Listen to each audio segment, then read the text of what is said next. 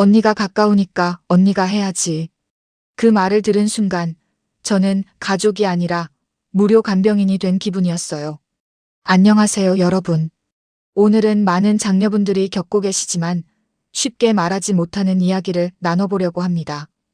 혹시 이 영상이 도움이 되신다면 구독과 좋아요 버튼 꼭 눌러주세요. 여러분의 작은 응원이 더 좋은 콘텐츠를 만드는 큰 힘이 됩니다. 처음엔 정말 작은 일이었어요. 언니, 엄마 병원 가는 날인데 내가 회의가 있어서 미안한데 좀 모셔다 드릴 수 있어? 그럼 당연하지. 언니, 아빠 약 좀 받아다 드려. 내가 애들 데리러 가야 해서. 그래, 알았어. 퇴근길에 들를게. 이렇게 시작된 작은 부탁들이 어느새 일상이 되었어요. 부모님 연세가 많이 드시면서 병원 다니는 일도 잦아지고 집안의 단순한 수리조차 점점 어려워졌죠. 전구 하나 갈아 끼우는 것도 관리실에 연락하는 것도 모두 제 몫이 되었습니다. 다른 형제들은 늘 말합니다. 언니, 병원 검사 결과 어떻게 나왔어? 언니, 요즘 엄마 상태는 어때? 언니, 냉장고에 반찬 좀 채워놨어? 묻기만 하지 직접 하려고는 하지 않아요.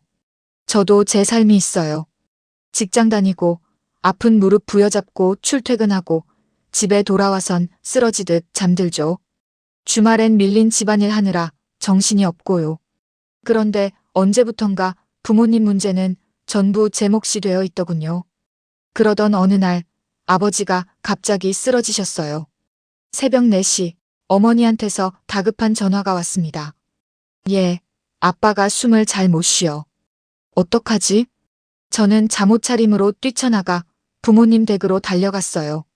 119를 부르고 구급차를 따라 병원으로 갔죠.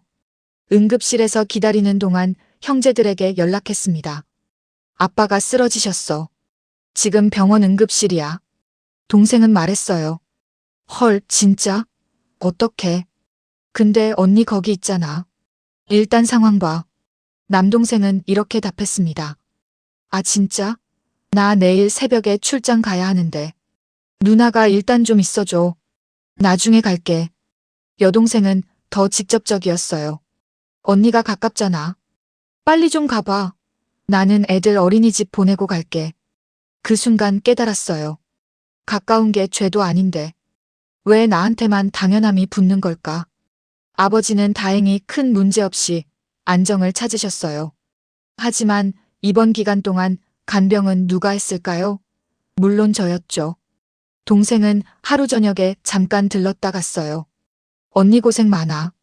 나는 내일 아침 일찍 미팅이 있어서.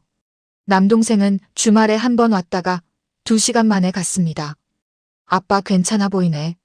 누나가 잘 챙기니까 안심이야. 여동생은 아예 오지도 않았어요. 언니 미안해. 애가 감기 걸려서. 사진 좀 보내줘. 퇴원 후 일주일쯤 지났을 때 더는 참을 수 없었어요. 가족 단톡방에 조심스럽게 글을 올렸습니다. 다들 바쁜 거 알아. 근데 나도 솔직히 힘들어. 엄마 아빠 돌보는 거. 나 혼자 계속하기엔 버거워. 우리 좀 나눠서 하면 안 될까? 한참을 기다렸는데 답장이 없더라고요. 그러다 동생이 답했어요. 언니 말은 알겠는데 나는 정말 회사 일이 살인적이야. 요즘 프로젝트 때문에 주말도 없어. 남동생도 한마디 거들었죠. 누나 말도 맞는데 그래도 누나가 제일 가깝잖아. 나는 왕복 3시간이야. 누나는 30분이고. 여동생의 말이 결정타였어요. 그럼 누가 하라고? 솔직히 언니밖에 없잖아. 우리도 각자 사정이 있어. 그 말이 가슴에 비수처럼 꽂혔어요. 정말 나는 없으면 안 되는 소중한 사람이 아니라 그냥 해야 하니까 하는 사람이었던 걸까요? 전화기를 내려놓고 한참을 멍하니 앉아 있었어요. 눈물이 났지만 참았습니다. 울면 지는 것 같았거든요. 이런 상황이 과연 제게만 일어나는 일일까요? 가족 상담 전문가 김민정 박사님께 여쭤봤습니다. 전문가 코멘트. 이런 경우를 우리는 돌봄 편중 현상이라고 부릅니다. 특히 장녀에게 돌봄 책임이 집중되는 경향이 있습니다. 통계를 보면 부모 돌봄의 약 6, 70%가 장녀 또는 며느리에게 집중되어 있습니다. 이는 딸이니까 당연히 부모를 챙겨야 한다는 전통적 가치관과 가까이 사니까 편하게 부탁할 수 있다는 실용적 이유가 결합된 결과입니다. 문제는 이것이 한 사람에게 과도한 신체적 정신적 부담을 지우고 결국 돌봄 번아웃으로 이어진다는 점입니다. 많은 장녀분들이 이렇게 말씀하십니다. 부모님은 사랑하는데 나만 희생하는 것 같아 억울하다.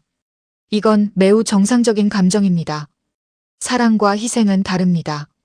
가족이라는 이름으로 한 사람에게만 모든 책임을 떠넘기는 것은 결코 건강한 가족 관계가 아닙니다. 해결 방법. 가장 중요한 것은 명확한 역할 분담입니다.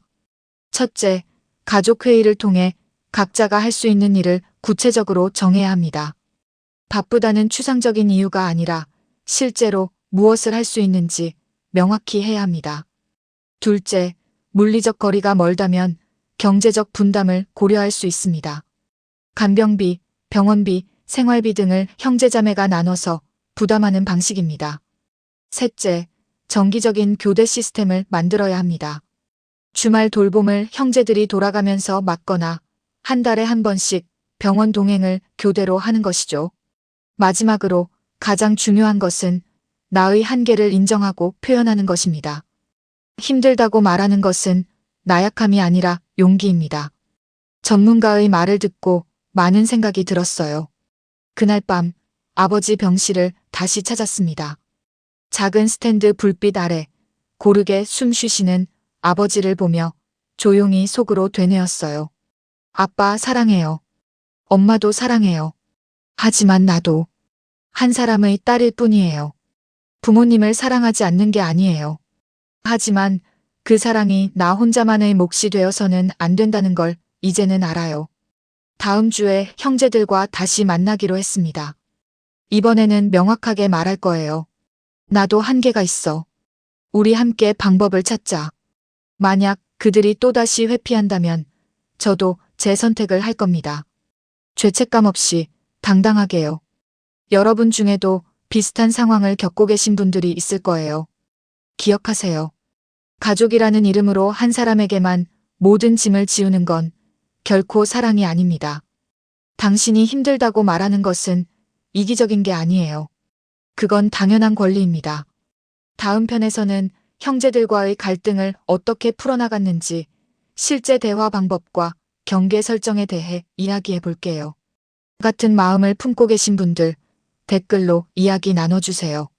당신만 그런 게 아니에요. 구독과 좋아요, 알림 설정까지 해주시면 다음 이야기로 더 빨리 찾아뵐게요. 지금까지 황금비 신생 TV 채널이었습니다. 감사합니다.